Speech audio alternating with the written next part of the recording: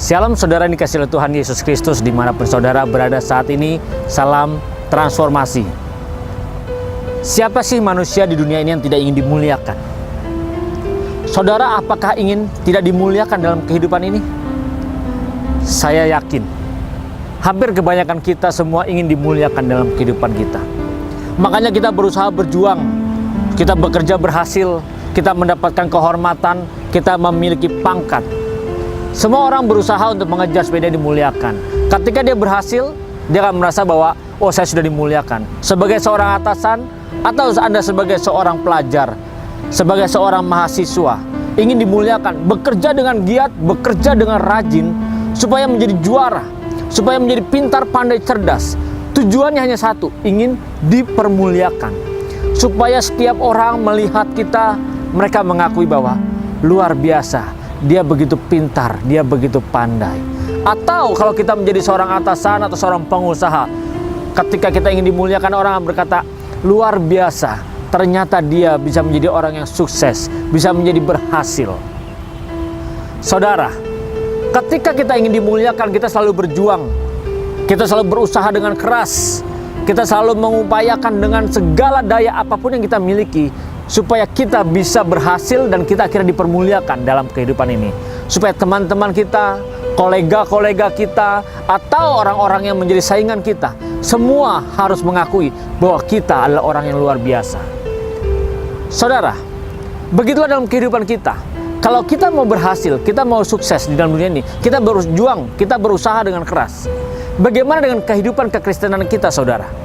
Di dalam kehidupan ini, jelas tujuan kita nantinya setelah kita mengalami hidup 70 tahun atau 90 tahun, kita akan masuk kepada kekekalan.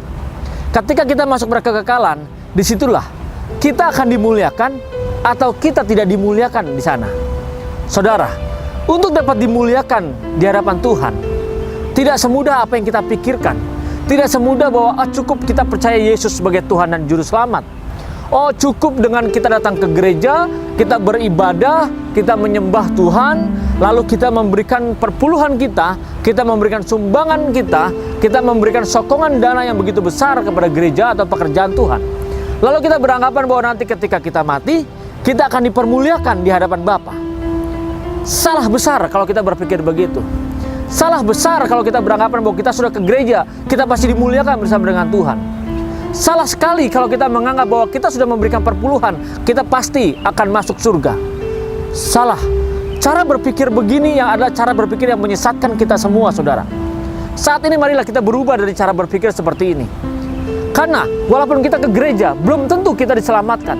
Walaupun kita menyumbang, kita memberikan perpuluhan, belum tentu kita selamat. Lalu bagaimana supaya kita bisa selamat, saudara? Jelas, ketika kita selamat dan mau dipermuliakan di hadapan Bapa, mau dipermuliakan nanti ketika kita memasuki kekekalan, hanya satu, kita harus mengalami kematian ketika di dunia ini. Ketika kita mengalami kematian, otomatis kita akan berjuang, kita akan berusaha supaya bagaimana diri kita ini mengalami kematian. Tidak enak, saudara. Sangat menyakitkan. Tetapi inilah jalan yang harus kita ambil. Tuhan Yesus saja mengalami kematian. Ketika dia memiliki kehidupan, sebelumnya ketika dia berada di tahtanya, dia punya kehidupan yang begitu luar biasa. Tapi dia rela tinggalkan semuanya itu, tinggalkan tahtanya itu, dan dia lahir ke dunia, berinkarnasi menjadi manusia, sama seperti saudara dan saya. Ketika dia berinkarnasi, dia meninggalkan kehidupan yang luar biasa itu di tahtanya, yang suci, yang kudus. Dia mengalami kematian. Kenapa? Karena dia menanggalkan semua kemewahan itu. Dia menanggalkan tahtanya. Dia tinggalkan. Dia rela mengosongkan dirinya dan lahir berinkarnasi menjadi manusia. Yesus memberikan contoh bagaimana dia menanggalkan, dia mengalami kematian itu. Ketika dia di muka bumi ini, saudara, dia pun harus berjuang. Dia menjalani kehidupan sebagai manusia normal, sebagai manusia biasa. Dia baru menyadari bahwa dia anak Allah ketika dia sudah berusia 12 tahun. Dia sudah mulai menyadari. Dia juga diberitahu oleh ayah dan ibunya, oleh Maria dan Yusuf, dia dikasih tahu. Apalagi ketika dia mengalami suatu baptisan, dia menjalani proses baptisan, bahkan Bapa sendiri yang mengatakan bahwa dia adalah anak Allah. Ketika Yesus disalib, Dia bisa menggunakan kekuatannya, dia bisa menggunakan keesaannya, kekuasaannya untuk mengundang malaikat di surga membela dia. Tetapi dia tidak pernah melakukannya. Dia menghadapinya dengan tekun segala penderitaan yang ada di muka bumi ini. Dia rela, bahkan dia mengalami kematian di kayu salib, di bukit Kalvari. Dia rela mati, tetapi setelah itu dia dimuliakan. Saudara, kalau kita mau dimuliakan, jelas ketika kita kehidupan ini, mari kita rela untuk dimatikan. Kita rela mematikan diri kita. Kita rela mematikan kedagingan kita, supaya cita rasa dunia ini, keindahan dunia ini yang begitu melekat, yang sudah kita kecap dari kita kecil, kita dilahirkan, kita mengecap bagaimana keindahan dunia ini, cita rasa dunia ini yang harus dimatikan. Karena semua ini tidak menyukakan hati Bapa.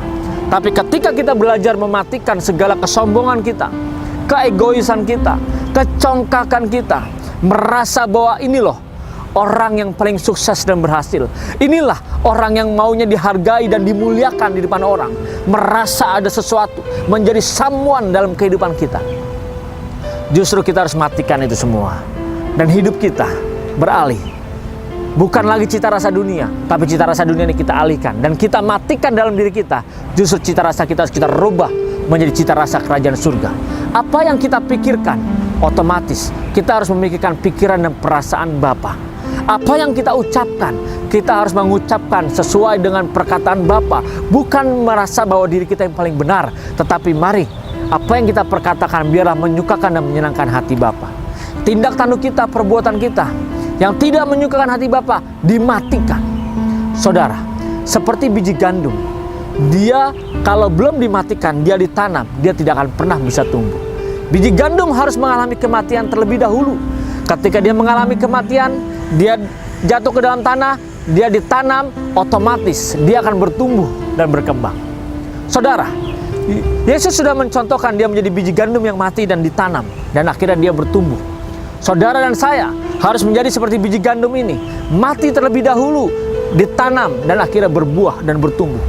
Saudara, kalau kita mau dimuliakan di hadapan Tuhan, kita harus mematikan di dalam diri kita. Kita harus menemukan bagaimana diri kita mengalami kematian dari keserakahan kita, segala sesuatunya dalam diri kita yang tidak sesuai dengan apa yang menjadi kehendak Bapa, yang tidak sesuai dengan pikiran Bapa. Kita harus matikan supaya kita bisa dimuliakan di hadapan Tuhan. Di dalam kehidupan ini kita harus rela. Memang tidak mudah untuk mematikan diri ini. Rasanya sakitnya luar biasa, karena kita sudah sejak kecil menikmati bagaimana indahnya dunia ini, menikmati cita rasa dunia ini. Bahkan gaya hidup kita, cara berpikir kita, perkataan kita, segala sesuatunya selalu terbawa dari cita rasa dunia ini. Tetapi sekarang inilah saatnya kita merubah. Mari, jangan cari kemuliaan di dunia ini, tapi mari kita mengejar supaya kita dimuliakan di hadapan Bapa, supaya hidup kita benar-benar bisa menjadi berkat bagi banyak orang, sehingga pekerjaan Tuhan Yesus diselesaikan di muka bumi ini. Sehingga apa yang kita lakukan semua menyukakan hati Bapa, semua menyenangkan hati Bapa. Yang kita pikirkan, yang kita perkatakan, yang kita lakukan, biarlah semuanya hanya menyukakan hati Bapa. Biar hidup kita sepikiran dan seperasaan dengan Bapa di surga. Sehingga ketika kita mengalami kematian dan kita masuk kepada kekekalan, otomatis kita akan dimuliakan bersama dengan Bapa di kerajaannya. Sehingga kita bisa mengalami bagaimana melihat kemuliaan Tuhan yang datang dalam kehidupan kita. Tuhan Yesus Kristus memberkati. Salam transformasi.